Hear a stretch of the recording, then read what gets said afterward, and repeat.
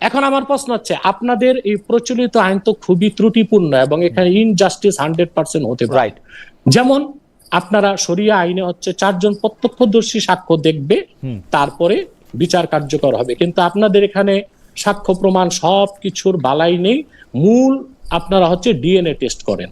এখন ডিএনএ টেস্টের মাধ্যমে কি আসলে ধর্ষকের উপযুক্ত বিচার হতে পারে, বা ধর্ষিতা কি জাস্টিস পেতে পারে? 4 জন পূর্ণবয়স্ক মানুষের সামনে ধর্ষণ হবে? ওটা পরের কথা, আগে আমার কথা বলেন। 4 জন পূর্ণবয়স্ক মানুষের সামনে ধর্ষণ হবে? আমার প্রশ্ন না নিয়ে আমি আপনারটা নিব কেন? মানে আপনার প্রশ্ন সেটা তো আপনাকে ব্যাখ্যা দিব, সেটা তো আপনাকে ব্যাখ্যা দিব। আমার প্রশ্ন করতে দেন। প্রশ্ন বলেন। আপনার ডিএনএ যেটা এটা হচ্ছে এটা তো আপনি জানেন ডিঅক্সি রাইবোনিউক্লিক অ্যাসিড, এখানে জিনের সিমিলারিটি দেখা হয়, বাবা মা সন্তানের জিনের সিমিলারিটির মাধ্যমে এতটুকু নির্ধারণ হয় যে পারিবারিক সম্পর্ক কি। এখন একজন পুরুষ একজন মহিলা সম্মতির ভিত্তিতে ফিজিক্যাল রিলেশন করলো, ডিএনএ টেস্টে তো তা পাওয়া গেল, কিন্তু প্রচলিত আইনে ছেলে মেয়ে রাজি থাকলে এটা কোনো ধর্ষণ নয়, অপরাধ নয়। কিন্তু ফিজিক্যাল রিলেশনের পরে যদি মেয়েটি বলে আমাকে জোর করে করা হয়েছে, আপনার ডিএনএ টেস্ট কি পারবে ডিডাক্ট করে দিতে যে আসলে জোর করে না সম্মতির ভিত্তিতে হয়েছে? আপনি কি প্রশ্নটা অথচ আপনার ডিএনএ টেস্ট, আমি শেষ করি আমি, অথচ ডিএনএ টেস্টের ভিত্তিতে আপনি রায় কার্যকর করে দিচ্ছেন, এটা কি ইনজাস্টিস নয়? 2, ছেলেরাই মেয়েদেরকে ধর্ষণ করে না, মেয়েরাও ছেলেদেরকে ধর্ষণ করতে পারে। আমেরিকা ধর্ষণের ঘটনায় 8% ছেলেরা ধর্ষণের শিকার হচ্ছে। এখন ছেলে ধর্ষণ করলো কি মেয়ে ধর্ষণ করলো, এটা ডিএনএ টেস্টের মাধ্যমে ডিটেক্ট করার কোনো সুযোগ নেই। অতএব আপনাদের এই বিচার ব্যবস্থা সম্পূর্ণ ত্রুটিপূর্ণ ভিত্তির উপর দাঁড়িয়ে আছে। এবার আসেন 4 জন প্রত্যক্ষ। আমার প্রশ্নটা করতে দেন, আপনি আমাকে প্রশ্নটা করতে দেন।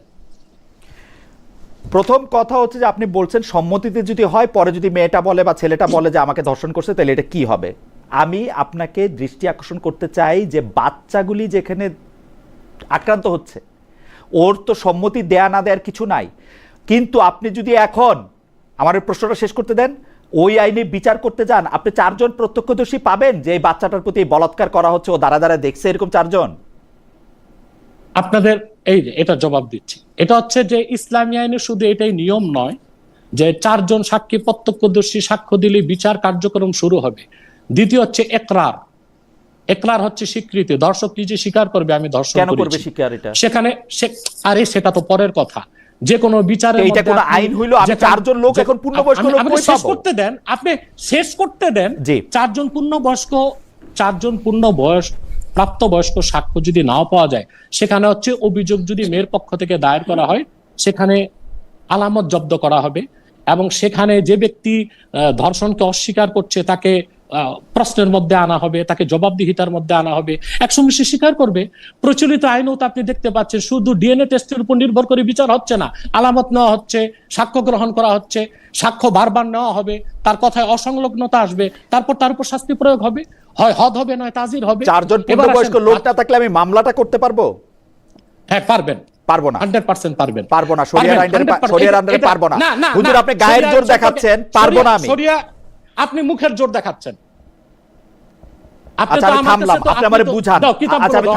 আচ্ছা আমি থামলাম, আপনি আমারে বুঝান কেমনে পারবেন। আজকে যদি আপনার পক্ষে যদি কোনো আলেম থাকতো তাহলে আমি কিতাবপত্রগুলো দেখাতে পারতাম। না আমি আলেম না, আমাকেই দেখান কিতাবপত্র। আমি মামলা করতে পারবো কিনা সেটা, আমি আলেম না, আমাকেই দেখান। যদি হ্যাঁ মামলা করতে পারবেন। বলেন। মহিলা যদি যে অভিযোগ করে যে এই পুরুষ আমার সাথে সম্পর্ক করেছে, আমার সম্মতি ছিল না, মহিলার আবেদনের উপর মামলা রুজু হবে।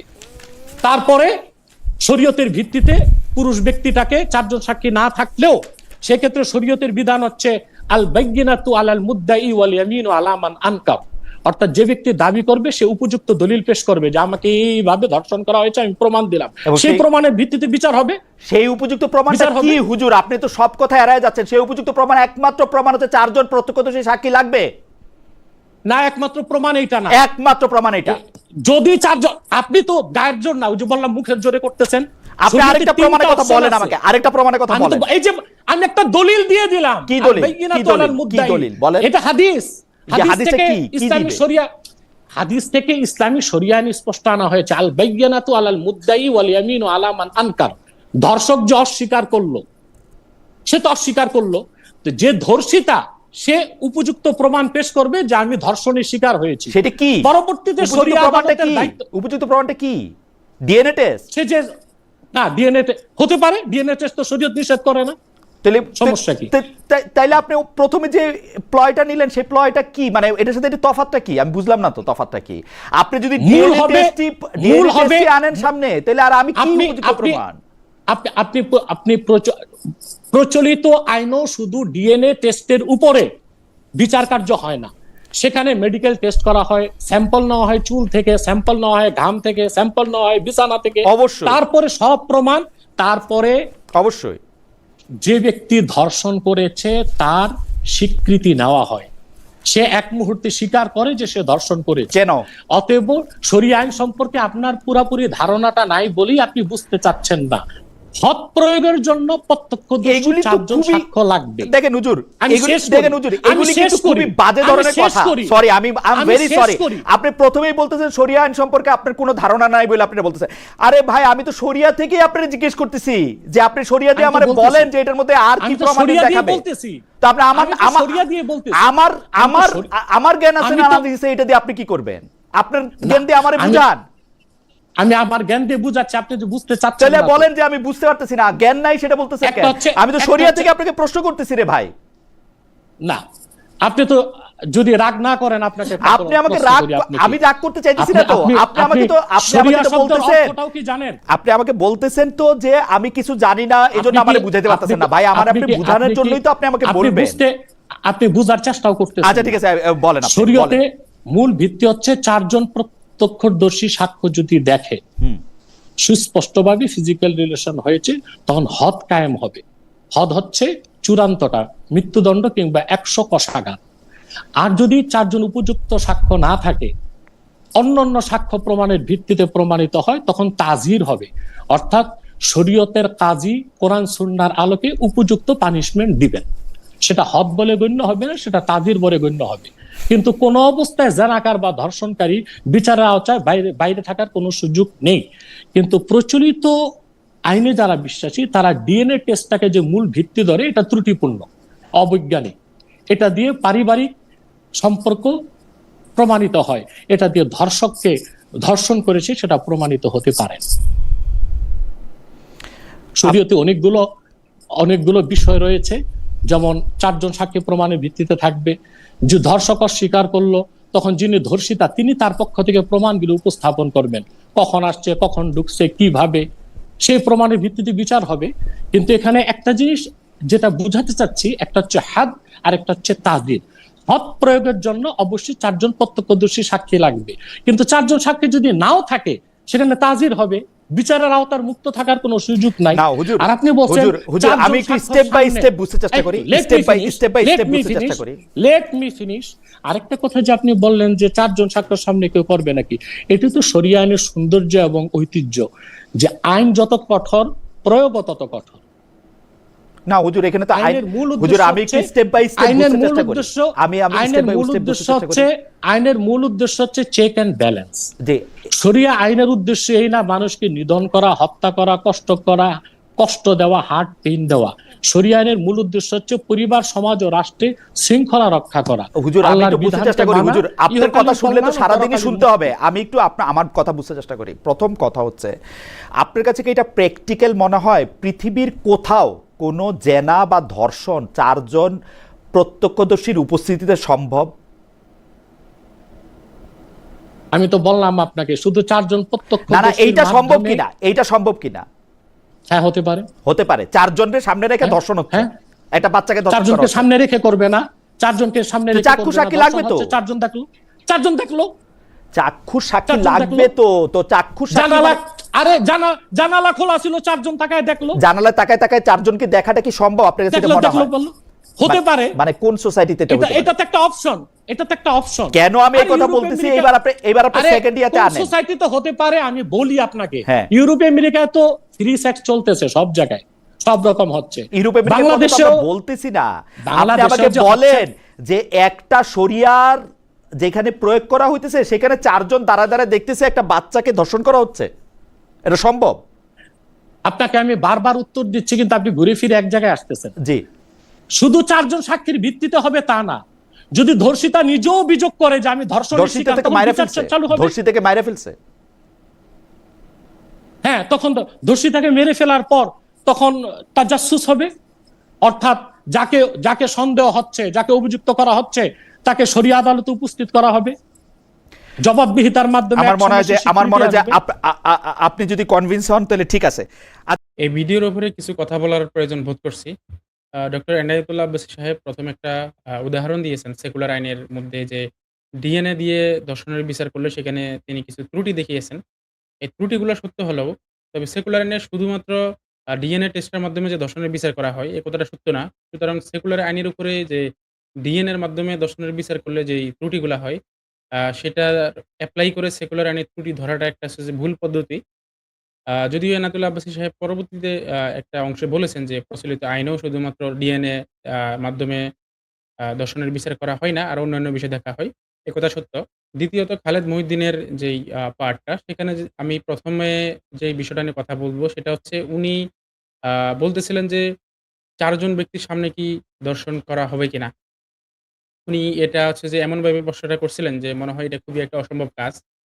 কিন্তু এই জিনিসটার এভিডেন্স এর জন্য আমাদেরকে তো খুব বেশি দূরে যেতে হবে না। আমরা যদি বাংলাদেশের বিভিন্ন ঘটনাসমূহ দেখি সেখানেও এই ধরনের অনেক প্রমাণ আছে যে ইউনিভার্সিটির এক বান্ধবীকে কোনো একটা জায়গায় ঘুরতে নিয়ে গেছে বন্ধুরা মিলে। সেখানে একসাথে ৪-৫ জন বন্ধু মিলে একটা মেয়েকে রেপ করছে বা গ্যাং রেপ করা হয়। অনেক জায়গাতে হয়। সো আবার হচ্ছে যে আ এ এরকমও হতে পারে যে দেখা যাচ্ছে একটা মেয়েকে কোনো একটা নির্জন জায়গায় রেপ করা হচ্ছে। সেখানে মেয়েটার চিৎকার শুনে বা চেঁচামেচি শুনে সেখানে আশেপাশ থেকে কোনো একজন মানুষ, কোনো ৪-৫ জন মানুষ ছুটে আসতে পারে। সেই অবস্থায় তারা দেখতে পারে। আবার হতে পারে যে যেকোনো জায়গায় হতে পারে এটা যে একটা ঘরের মধ্যেও যদি কাউকে রেপ করা হয় সেখানে তার চিৎকার শুনে আশেপাশের মানুষ আসতে পারে। তো ওই অবস্থায়ও ৪ জনের বেশি বা ৪ জন মানুষ দেখতেই পারে। এই ধরনের উদাহরণগুলো এনায়েতুল্লাহ আব্বাসী সাহেবের যে আলোচনা সেখানে মিসিং ছিল। উনি একটা কথা বলেছেন সেটা হচ্ছে আ জানালা খোলা থাকতে পারে সেখানে দেখতে পারে। কিন্তু জিনিসটা সত্য হলেও উপস্থাপনটা সুন্দর হয় নাই। বিষয়টা হয়তো এরকম হতে পারত যে স্বাভাবিকভাবে আমরা যেটা জানি সেটা হচ্ছে জানালা যদি খোলা থাকে, কেউ স্বাভাবিক অবস্থায় যদি কেউ দেখে সে তো প্রতিবাদ করবে। কিন্তু যিনি প্রতিবাদ করতে গেছেন তিনি তো দেখছেন, তিনি তো সাক্ষী, তাই না? এ এস তিনিই তো সাক্ষী হিসেবে কাউন্ট হবেন। তো এই জিনিসটা যদি এনায়েতুল্লাহ আব্বাসী সাহেব উপস্থাপন করে দিতেন তাহলে হয়তো উনার পয়েন্টটা আরো স্ট্রং হতো। যাই হোক আশা করছি দর্শকরা বুঝছেন যে উনি আসলে কি বোঝাতে চেয়েছেন। দ্বিতীয়ত হচ্ছে যে এনায়েতুল্লাহ আব্বাসী সাহেব একটা কথা বলেছেন যে, ইউরোপ আমেরিকাতে যদি আমরা তাকাই সেখানে হচ্ছে যে প্রি সেক্স করা হয় বা আপনার হচ্ছে যে ওপেন সেক্স একসাথে ৪-৫ জন মিলে গ্যাং রেপ বা হচ্ছে যে আ গে অনেকজন মিলে একসাথে তারা হচ্ছে যে সেক্স করে বা অনেক কিছুই তো করে। সো এটা একটা হচ্ছে যে ভালো পয়েন্ট ছিল। অ্যান্ড খালেদ মহিউদ্দিন আসলে মানে কোন সেন্স থেকে প্রশ্নটা করছে আমি জানি না। কারণ এটা খুবই স্বাভাবিক একটা বিষয়। ৪-৫ জন নিয়ে একটা ঘটনা এরকম ঘটতেই পারে বা ৪-৫ জন দেখতেই পারে। এটা খুবই স্বাভাবিক একটা বিষয়। তারপরে যে বিষয়টা আ শুধুমাত্র কি বাংলাদেশ, আপনি যে পৃথিবীর যেকোনো জায়গায় এরকম দেখতে পারেন। এই যে এপস্টিন ফাইলের যে ঘটনা আমরা কিছুদিন আগে দেখলাম। এপস্টিন ফাইলের যেই কেসগুলো সেখানে ছিল আমরা দেখেছি অনেক শিশুদেরকে সেখানে পাচার করা হতো। তো ওই শিশুদেরকে যে রেপ করা হতো, আ ওই যে দ্বীপ ওই যে দ্বীপের সাথে সংশ্লিষ্ট বা ওই যেই জায়গাটাতে এসে যে তাদেরকে রেপ করা হতো, সেই সংশ্লিষ্ট সকল ব্যক্তিরা তো জানতো এটা। যে ওই মেয়েদের সাথে আসলে কি করা হয়। তো সুতরাং ৪ জন জানবে না, ৪ জন জানতেই পারবে না যদি কাউকে রেপ করা হয় কোন জায়গায়। এই যে একটা অ্যাটিটিউড খালেদ মহিউদ্দিনের ছিল, এটা পুরাপুরি একটা হচ্ছে যে অযৌক্তিক একটা বিষয় ছিল। ৪ জনের সামনে এটা ঘটতে পারে খুবই স্বাভাবিক একটা বিষয়। ৩ নম্বরে যে বিষয়টা নিয়ে বলতে হবে সেটা হচ্ছে ইসলামে কি দর্শন প্রমাণের জন্য বা জিনা প্রমাণের জন্য কি ৪ জন সাক্ষী necessary? A doctor Enayetullah Abbas সাহেব এটা খুব ভালোভাবে অ্যান্সার করেছেন। কিন্তু দুঃখের বিষয় হচ্ছে আমাদের খালেদ মহিউদ্দিন ভাই উনি কিন্তু বারবার মানে জোর গলায় বলে দিচ্ছেন যে প্রমাণ করা মানে ৪ জন সাক্ষী নেসেসারি লাগবেই। তো এই কথাটা আসলে সত্য না। কারণ ৪ জন সাক্ষীর কথা যেটা সেটা হচ্ছে যে হদ শাস্তি কায়েম যদি করতে হয় তাহলে সেখানে ৪ জন শাস্তির প্রয়োজন আছে। ইসলামের শাস্তির প্রকার তো শুধু হদ না। হদ আছে, তাজির আছে, দিয়াত আছে, কিসাস আছে। অনেকগুলা শাস্তির প্রকার আছে। এর মধ্যে একটা হচ্ছে যে হদ। হদ মানে হচ্ছে যেই শাস্তিগুলো আল্লাহ তাআলা নির্ধারণ করে দিয়েছে। এর বাহিরেও আরো অনেকগুলো শাস্তি প্রকার আছে। তো এর মধ্যে একটা হচ্ছে যে আ আপনার হচ্ছে যেটা এনায়েতুল্লাহ আব্বাসী সাহেব বারবার উপস্থাপন করলেন যে তাজির শাস্তি। তাজির শাস্তি মূলত কি? তাজির শাস্তি হচ্ছে যেই যেখানে আ রাষ্ট্রের একটা শরিয়া রাষ্ট্রের যে বিচারক থাকবেন, যিনি কাজী থাকবেন, ওই বিচারকরা নির্ধারণ করবেন যে কি শাস্তি হবে। এবং এটা মৃত্যুদণ্ড হতে পারে, এটা হচ্ছে যে কারাদণ্ড হতে পারে, অনেক কিছু হতে পারে।